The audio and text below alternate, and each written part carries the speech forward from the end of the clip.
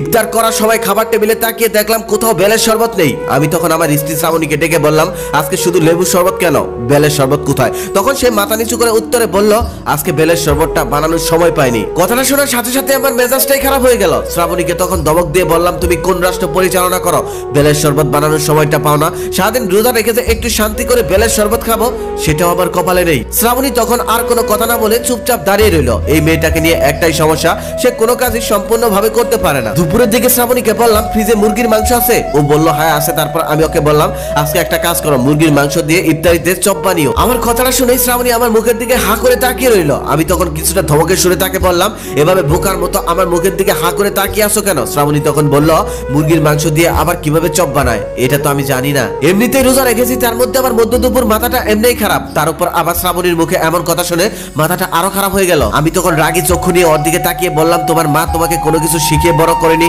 যা বলি সেটাই না বলো, কিছুই পারো না তুমি। আসলে আমার জীবনের সব থেকে বড় ভুলটাই করেছি তোমাকে বিয়ে করে। শ্রাবণী তখন কোনো কথা না বলে চুপচাপ আমার সামনে দাঁড়িয়ে রইল। আমি তখন অন্য রুমে চলে গেলাম। এই মেয়েটাকে নিয়ে আমি আর পারছি না।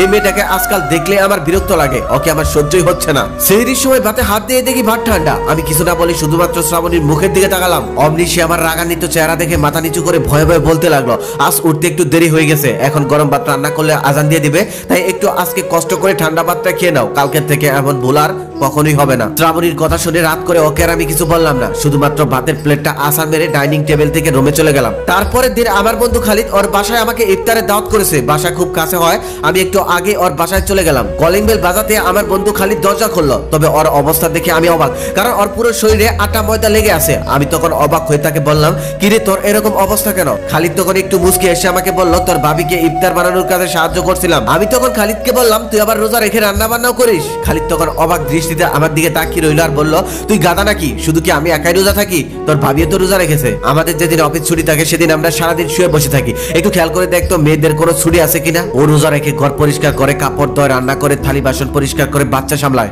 আবার ইফতারে বেগুন আলুর চপ বুট ভরা, এগুলো খেতে যতটাই মজা, এগুলো বানাতে ততটাই কষ্ট হয়। একটা মানুষ প্রত্যেক দিন এই কাজগুলো সামলায়, ওরাও তো মানুষ, অন্য কিছু তো আর না। তাই আমি যখনই সুযোগ পাই আমার স্ত্রীকে আমি সাহায্য করি। ইফতারের সময় খালিদ আর ওর স্ত্রীর ভালোবাসা আমি আর চোখে দেখছিলাম। যতই দেখছিলাম ততই নিজেকে অমানুষ বলে মনে হচ্ছিল আমার। হঠাৎ ভাবি খালিদকে বলল, এই রে, আজকে তোমার শরবতে তোমার পছন্দের ইসুপগুলোর ভুসি দিতে ভুলে গেছি। খালিদ তখন উত্তরে বলল, তাতে কি, একদিন ইসুপগুলোর ভুসি না খেলে কি মরে যাবো নাকি? আমি তখন খালিদের জায়গায় নিজেকে দাঁড় করালাম। মনে মনে ভাবতে লাগলাম, আর যদি শ্রাবণী আমার সাথে এমনটা করতো তাহলে হয়তো আমি গালাগালি করে 12টা বাজিয়ে দিতাম।